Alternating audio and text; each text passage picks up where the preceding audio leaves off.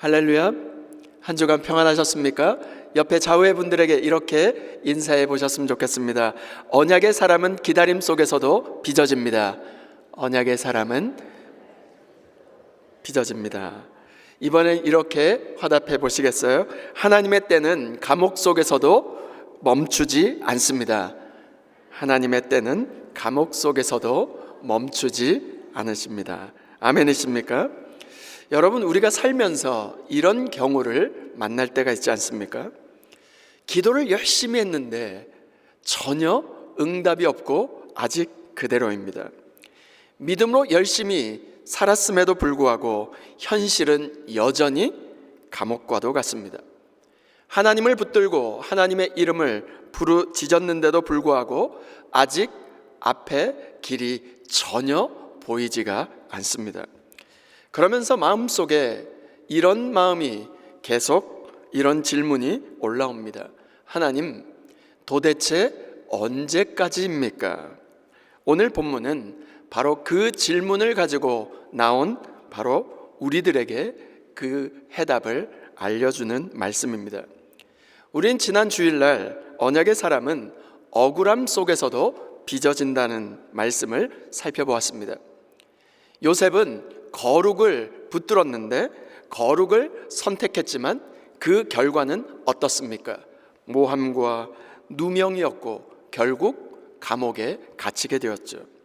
그러나 그 감옥 속에서도 하나님은 함께 하셨고 억울한 그 자리를 결코 허비하지 않으셨습니다. 그런데 오늘 본문은 그 다음 장면을 그려내고 있습니다. 요셉은 여전히 감옥 안에 갇혀 있습니다. 아직 풀려나지 않았습니다. 아직 총리가 아닙니다. 아직 꿈꾸었던 그 꿈은 정반대로 현실은 녹록지 않습니다. 아직 상황은 하나도 달라지지 않았습니다. 그런데 바로 그 감옥 안에서 하나님은 또 한 번 언약의 사람을 빚어가고 계셨습니다. 오늘 본문 말씀은 요셉은 감옥에서 누구를 만나냐면 두 관원장을 만납니다. 그들의 얼굴을 살핍니다. 그들에게 근심 어린 그 얼굴을 바라보고 묻습니다. 마침내 이렇게 말하는 장면이 나옵니다. 창세기 40장 8절 말씀입니다. 그들이 그에게 이르되 우리가 꿈을 꾸었으나 이를 해석할 자가 없도다. 요셉이 그들에게 이르되 해석은 하나님께 있지 아니하니이까 청하건대 내게 이르소서. 이 한마디가 오늘 본문의 심장과도 같은 말씀입니다. 이 말씀이 왜 중요할까요? 17살 때 꿈을 꾸었던 요셉이 지금 28살이 되어서 지금 감옥에 갇혀서 지금 감옥에 갇힌 그 28살 요셉이 여전히 하나님을 말하고 있기 때문입니다. 꿈과는 전혀 반대되는 현실 속에서도 여전히 하나님을 붙들고 신뢰하고 있기 때문입니다. 자기 처지가 정말로 너무나도 딱하고 벅찬데 다른 사람의 형편을 돌아보고 있기 때문입니다. 오늘 이 말씀을 통해서 하나님의 때가 더딘 것처럼 보여도 낙심하지 않고 기다림 속에서도 하나님을 잃지 않으며 감옥과 같은 현실 속에서도 여전히 하나님을 말하는 언약의 사람으로 더 깊이 빚어져 갈 수 있기를 주님의 이름으로 축원드립니다. 오늘 말씀 가운데 주시는 첫 번째 교훈은 이것입니다. 기다림 속에서 하나님을 잃지 말라는 것입니다. 창세기 40장 1절부터 4절 말씀입니다. 그 후에 애굽 왕의 술 맡은 자와 떡 굽는 자가 그들의 주인 애굽 왕에게 범죄한지라. 바로가 그 두 관원장 곧 술 맡은 관원장과 떡 굽는 관원장에게 노하여 그들을 친위 대장의 집 안에 있는 옥에 가두니 곧 요셉이 갇힌 곳이라. 친위 대장이 요셉에게 그들을 수종들게 하매 요셉이 그들을 섬겼더라. 그들이 갇힌 지 여러 날이라. 창세기 40장 1절 말씀을 출발하고 있는 그 시작이 어떻게 시작되냐면 그 후에라고 하는 단어로 시작됩니다. 이게 무슨 말일까요? 하나님의 이야기가 계속되고 있다는 것을 증명해 내고 있는 단어이기도 합니다. 오늘 말씀은 그 후에라고 하는 단어로 시작됩니다. 이 말은 단순히 앞장 39장과 40장을 연결하는 단순한 시간 연결을 뜻하는 말이 아닙니다. 이 말은 아직 끝나지 않았다는 거예요. 무엇이 끝나지 않았다는 것일까요? 억울하게 감옥에 갇힌 그 사건 이후에도 하나님의 이야기는 계속되고 있음을 증명하고 있는 것입니다. 그런데 여러분, 그 후에가 요셉에게 얼마나 답답한 시간이었을까요? 우리는 이 본문을 너무나 빨리 읽어가는 경향이 있습니다. 지금 감옥 안에 누구를 만납니까? 두 관원장이 등장하지 않습니까? 꿈을 꾸었습니다. 서로 다른 꿈을 꾸었죠. 곧 꿈을 해석하고 곧 총리로 가는 그 연결고리가 될 것처럼 우리는 빨리 읽어가는 경향이 있습니다. 그러나 요셉은 아무것도 모릅니다. 언제 나갈지를 모르고 지금 이 두 사람이 왜 자기 앞에 있는지조차 알지 못합니다. 이 만남이 자기 인생에 어떤 의미가 있는지도 모릅니다. 하나님의 사람에게도 그 후에 바로 이 기나긴 기다림의 시간이 존재합니다. 바로 응답되지 않는 그 시간, 아직 길이 보이지 않는 그 시간, 상황은 여전히 그대로인데 하나님만 붙들고 서 있어야 하는 그 시간 말입니다. 오늘 우리 역시도 요셉의 그 후에라고 하는 이 기나긴 기다림의 시간을 지나가고 있지는 않습니까? 그런데 놀라운 것이 있습니다. 그 기나긴 기다림이 요셉을 하나님으로부터 떼어내지 못했다는 것입니다. 여러분, 17살 때 하나님으로부터 꿈을 꾸었던 요셉, 형들에게 미움을 받아 애굽에 팔렸던 요셉, 노예가 돼버린 요셉, 그리고 보디발의 집에서 섬기던 요셉, 유혹 앞에서 거룩을 선택했던 요셉, 억울하게 감옥에 지금 갇혀 있는 요셉, 그리고 오늘 감옥 안에 있는 28살의 요셉까지, 이 모든 기나긴 기다림의 시간들 가운데 요셉을 하나님으로부터 떼어내지 못했다는 것입니다. 환경은 계속 변해갔습니다. 계속 자리도 바뀌었습니다. 세상은 계속해서 요셉의 옷을 벗겼습니다. 그러나 변하지 않는 단 한 가지가 있었습니다. 그것은 바로 요셉은 여전히 하나님을 잃지 않았다는 것입니다. 이 일은 결코 쉬운 일이 아닙니다. 여러분, 고난보다 더 어려운 것이 무엇이냐면 기나긴 기다림입니다. 억울함보다 더 힘든 것이 있다면 눈앞에 보이지 않는 미래입니다. 한 번 무너지는 것보다 더 버겁고 힘든 것은 도대체 언제까지입니까? 그 기나긴 기다림을 견뎌야 하는 것입니다. 그런데 요셉은 그 기나긴 기다림의 시간을 지나오면서 하나님을 잃어버리지 않았습니다. 나치 수용소에서 살아남은 정신과 의사 빅터 프랭클의 이야기입니다. 그는 아우슈비츠 그 감옥에서 모든 것을 빼앗겨 버렸습니다. 가족도 잃었고 자유도 잃어버렸고 자기의 이름조차 다 빼앗겨 버렸습니다. 그런데 그는 이렇게 말했습니다. 모든 것을 빼앗길 수 있다. 그러나 단 한 가지만은 빼앗길 수 없다. 어떤 상황에서도 어떤 태도를 취할 것인가를 선택하는 나의 마지막 자유는 빼앗을 수 없다. 그는 극한의 감옥 속에서 그는 인간의 내면의 마지막 자유를 붙들었습니다. 그리고 기나긴 그 기다림의 시간이 훗날 인류에게 가장 깊은 위로가 되어주는 책, 죽음의 수용소에서라고 하는 그 책을 만들게 되었습니다. 주 안에 사랑하는 여러분, 요셉도 마찬가지였습니다. 감옥이 그에게 자유를 얼굴을 빼앗을 수 있었습니다. 그러나 하나님을 향한 신뢰, 하나님을 향한 믿음, 그것은 빼앗을 수 없었습니다. 우리가 흔히 믿음이 좋다 이야기할 때 문제가 해결된 사람을 먼저 떠올립니다. 길이 열린 사람, 응답받은 사람, 높아진 사람을 먼저 떠올리게 됩니다. 그러나 성경은 오늘 전혀 다른 그림을 우리에게 알려주고 있습니다.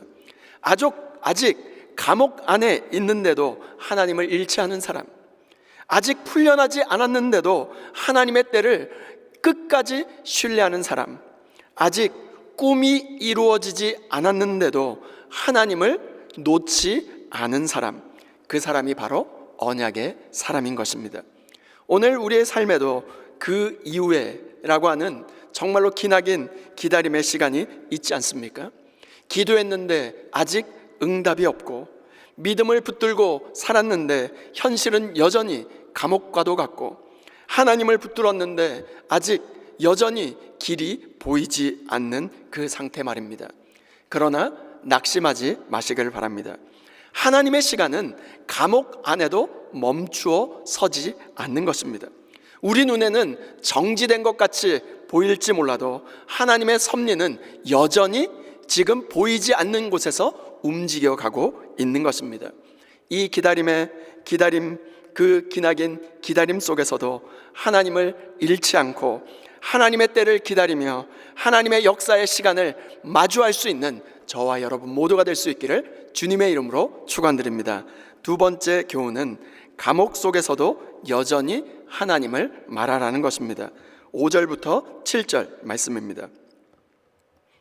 옥에 갇힌 애고방의 술 맡은 자와 떡 굽는 자 두 사람이 하룻밤에 꿈을 꾸니 각기 그 내용이 다르더라. 아침에 요셉이 들어가 보니 그들에게 근심의 빛이 있는지라. 요셉이 그 주인의 집에 자기와 함께 갇힌 바로의 신하들에게 묻되 어찌하여 오늘 당신들의 얼굴에 근심의 빛이 있나이까? 여기에 정말 놀라운 장면이 담겨져 있습니다. 지금 가장 근심해야 될 사람이 누구입니까? 요셉입니다. 지금 감옥에 갇힌 사람은 누구입니까? 요셉입니다. 지금 억울한 누명을 쓰고 지금 그 감옥 안에 갇혀 있는 사람도 요셉입니다. 지금 앞이 전혀 보이지 않는 사람이 누구입니까? 요셉입니다. 그런데 본문은 무엇을 지금 말하고 있는 것일까요? 아침에 요셉이 들어가 보니 그들에게 근심의 빛이 있는지라. 요셉이 다른 감옥에 들어와 있는 죄수들의 다른 사람의 얼굴을 살피고 있었다는 것입니다. 자기 사정만 보지 않았습니다. 자기 상처만 붙들고 있지 않았습니다. 자기 억울함만 묵상하고 있는 것도 아니었습니다. 감옥 안에서도 다른 사람의 얼굴을 살피고 읽고 있었다는 것입니다. 이것은 참으로 놀라운 장면이 아닐 수가 없습니다. 사람은 상처가 깊어지면 어떤 성향을 가지냐면 자기 안으로, 자기 상처 안으로, 자기 동굴 안으로 들어가는 성향이 있습니다. 억울함이 길어지면 어떻게 될까요? 다른 사람을 살펴볼 여유가 사라집니다. 고난이 깊어지면 시선이 자기 상처에만 머물 수밖에 없는 것이죠. 그런데 요셉은 어떻게 되었습니까? 어떻게 반응합니까? 이것이 바로 11년 동안 하나님이 빚으신 사람, 언약의 사람 요셉이었습니다. 가장 억울하고 답답한 심정으로 살아가고 있는 그 사람이 아침에 문을 열고 들어가 자기 문제가 아니라 다른 사람의 근심 어린 얼굴빛을 읽고 있었던 것입니다. 여러분, 이것이 어떻게 가능했을까요? 이 일이 어떻게 가능해졌을까요? 자기 인생의 주인이 자기 자신이 아니라 하나님이심을 믿었기 때문입니다. 하나님께 시선을 두고 살았기 때문에 감옥에 갇혀 있는 이 상황 속에서도 여전히 다른 사람을 돌아볼 수 있었던 것입니다. 여러분, 잘 한번 생각해 보시길 바랍니다. 만일 요셉이 자기 억울함에만 집중했었다면 어떻게 되었을까요? 자기 상처, 자기의 억울함, 누명을 썼고 이 모든 분노와 그 감정을 주체하지 못했다면 어떻게 되었을까요? 두 관원장의 얼굴을 보지 못했다면 꿈 해석도 없었을 것입니다. 꿈 해석이 없어졌다면 바로의 꿈도 살피지 못했을 것입니다. 바로의 꿈이 없었다면 총리도 되지 못했을 것입니다.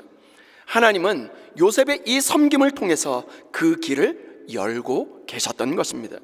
기다림의 시간은 결코 낭비가 아니었습니다. 하나님은 그 시간을 통하여 자기 문제에만 갇히지 아니하고 다른 사람들을 돌아보는 사람으로 요셉을 빚어가고 계셨던 것입니다. 그리고 오늘 본문 가운데 가장 그 클라이맥스가 되는 그 말씀이 이제 나옵니다. 그들이 말합니다. 우리가 꿈을 꾸었으나 이를 해석할 자가 없도다. 바로 그때 요셉이 대답합니다. 창세기 40장 8절 말씀 우리 다 같이 한번 읽겠습니다. 시작. 그들이 그에게 이르되 우리가 꿈을 꾸었으나 이를 해석할 자가 없도다. 요셉이 그들에게 이르되 해석은 하나님께 있지 아니하니이까 청하건대 내게 이르소서. 지금 요셉이 무엇을 말하고 있습니까? 해석은 하나님께 있지 아니하니까. 이 한마디가 얼마나 놀라운지 아십니까? 17살 때 꿈을 꾸었어요. 그 꿈 때문에 곤두박질 치는 인생을 걸어오지 않았습니까? 17살 때 꾸었던 그 꿈이 바로 지금 요셉이 감옥 안에 28살이 되어서 여전히 지금 꿈 이야기를 하고 있습니다. 아직 자기가 꾼 그 꿈은 이루어지지 않았는데도 여전히 하나님을 말하고 있는 것입니다. 이것이 무엇입니까? 요셉은 11년 동안 하나님을 의심하는 자로 살아간 자가 아니라 바로 하나님을 더 신뢰하고 하나님을 더 굳게 붙든 사람으로 자라나간 것입니다. 꿈은 아직 이루어지지 않았습니다. 현실 그 상황은 자기가 꾼 꿈과 전혀 정반대 방향으로 흘러가고 있었습니다. 노예가 되었고 종이 되었고 죄수가 되었습니다. 그런데도 그는 여전히 어떻게 말하고 있습니까? 해석은 하나님께 있지 아니하니까. 이 고백의 의미가 무엇일까요? 당신들의 꿈의 해석도 하나님의 손에 달려져 있습니다. 내 인생의 해석도 하나님께 달려있고 내가 지금 갇혀있는 이 감옥의 해석도 하나님께 있습니다. 무엇일까요? 결국 하나님이 이 모든 것을 통치하시고 붙들고 계십니다. 결국 내 눈에 보이지 않아도 하나님은 여전히 지금도 앞으로도 영원히 일하고 계심을 믿습니다. 이 고백을 하게 된 것입니다. 나치 수용소에 갇혔던 코리텐 붐의 이야기입니다. 그녀는 언니 베시와 그 라벤슈부르크 그 수용소에 가장 열악한 막사에 그 수감되어 있었습니다. 그 막사는 벼룩이 들끓는 가장 정말로 끔찍한, 정말로 어느 누구도 가고 싶어 하지 않는 끔찍한 수용소였습니다. 언니 베시가 이렇게 말합니다. 코리, 우리 벼룩에 대해서도 함께 감사하자. 코리가 말했습니다. 언니, 지금 벼룩에 대해서 감사라고? 그건 너무나 끔찍한 것 아니야? 그것 너무한 일이지 않아? 그러나 베시는 그 벼룩마저 감사했습니다. 그리고 나중에 알고 보니 그 벼룩 때문에 간수들이 그 수용소로, 그 막사로 들어오지 못했기 때문에 그 덕분에 코리와 베시는 그 막사 안에서 매일 성경을 묵상하고 성경을 읽을 수 있었고 마음껏 하나님에 대해서 말할 수가 있었다고 고백합니다. 코리텐 붐은 그 극한의 감옥 안에서도 하나님을 말하기 시작했습니다. 그리고 그 고백이 훗날 전 세계 수백만 명에게 바로 하나님의 신실함을 전하는 통로가 되었습니다. 오늘 우리는 어떻습니까? 감옥같이 갇혀있는 삶, 내일이 보장되어 있지 않는 그 현실 속에서도 여전히 하나님을 말하고 있습니까? 환경이 이해되지 않고 설명되지 않고 여전히 정말로 그 상황 가운데 여전히 하나님을 말할 때 하나님에 대해서 드러내고 하나님을 증거할 때 하나님께서 역사해 주실 것입니다. 코리텐 붐이 그랬고 요셉이 그랬습니다. 기다림의 시간은 결코 낭비의 시간이 아니었습니다. 자기 문제에만 갇히지 않고 다른 사람을 돌아볼 수 있는 사람으로 하나님은 요셉을 빚어 가셨습니다. 오늘 본문은 우리에게 먼저 이것을 보여줍니다. 아직 모든 문제가 풀리지 않았는데도, 아직 모든 것이 해방되지 않았는데도 여전히 하나님을 말할 수 있는 사람, 그가 바로 언약의 사람이라고 말입니다. 오늘 우리의 삶에 직면한 그 후회라고 하는 기나긴 기다림의 시간을 지나가고 계십니까? 그 기나긴 기다림 속에서 하나님을 점점 잃어가고 계십니까? 아니면 하나님을 더 굳게 붙들고 계십니까? 오늘 우리는 현실과 상황과 보이지 않는 미래 때문에 답답해하며 현실의 감옥 속에 갇혀 살아가고 계십니까? 아니면 그 시간을 하나님께 맡기며 주어진 하루를 하나님의 사람으로 신실하게 살아가고 계십니까? 우리의 삶에 직면한 그 이후에라고 하는 그 시간을 조급해하며 답답해하며 지날 것이 아니라 해석은 하나님께 있지 아니하니까 하나님께 맡기며 주어진 하루를 여전히 하나님을 말함으로 말미암아 하나님의 때를 만날 수 있는 저와 여러분 모두가 될 수 있기를 주님의 이름으로 축원드립니다. 다 함께 따라해 보실까요? 기다림이 길어져도 언약의 사람은 하나님을 놓지 않는다. 아멘이십니까? 그리고 오늘 요셉이 감옥 안에서 했던 그 고백이 오늘 우리의 고백되기를 원합니다. 다 함께 따라해 보시겠어요? 해석은 하나님께 있지 아니하니까. 아멘이십니까? 우리는 아직 다 모르지만 해석은 하나님께 있음을 믿으십니까? 이 모든 해석은 하나님의 손에 달려 있는 것입니다. 오늘 본문은 오늘 우리에게 아주 중요한 진리를 가르쳐 줍니다. 하나님은 언약의 사람을 기다림 속에서도 빚어 가십니다. 17살 때 꿈을 꾸었던 요셉은 28살의 그 나이에 감옥에서 여전히 하나님을 말하고 있습니다. 그것은 11년 동안 상황이 좋았기 때문이 아닙니다. 오히려 정반대였어요. 노예였고 종이었고 이제는 죄수였습니다. 그러나 그 11년의 세월이 그를 하나님을 더 멀게 그 떼어놓는 것이 아니라 하나님을 더 밀착하고 하나님만을 붙들고 하나님만을 의지하게 만들었습니다. 오히려 그 11년의 기다림의 시간이 그를 더 단단하게, 더 견고하게, 더 하나님께 붙들린 사람으로 만들어 갔습니다. 그래서 그는 이렇게 말했습니다. 해석은 하나님께 있지 아니하니까. 이 고백이 오늘 우리의 고백되기를 소원합니다. 하나님, 내 인생의 해석도 주님의 손에 달려있고 정말로 이 기다림의 해석도 하나님께 달려있고 이 감옥 같은 현실의 해석도 하나님께 달려있습니다. 아직 다 이해하지 못하지만 하나님이 이 모든 것을 주관하고 계십니다.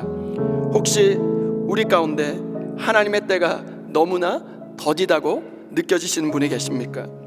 기도했는데도 여전히 그 자리고 감옥 같은 현실 속에서 앞이 보이지 않고 미래가 전혀 보이지 않는 분이 계십니까? 낙심하지 마시길 바랍니다. 오늘 하나님은 우리에게 말씀하고 계십니다. 그 기다림의 시간도 내가 너와 함께하고 있단다.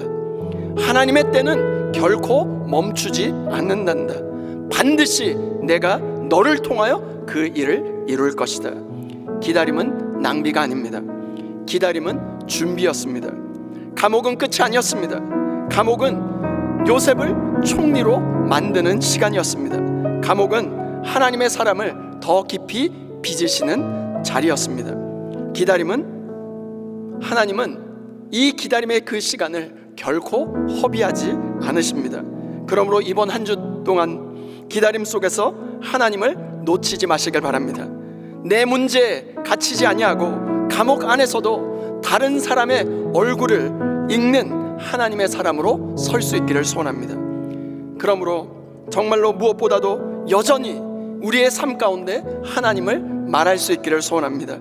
이번 한 주 이 한 문장을 붙들고 살기를 소원합니다. 하나님, 나는 아직 다 모르지만 해석은 주님께 있습니다. 이것이 바로 언약의 사람의 고백입니다. 하나님은 오늘도 기다림 속에서 언약의 사람을 빚어가고 계십니다.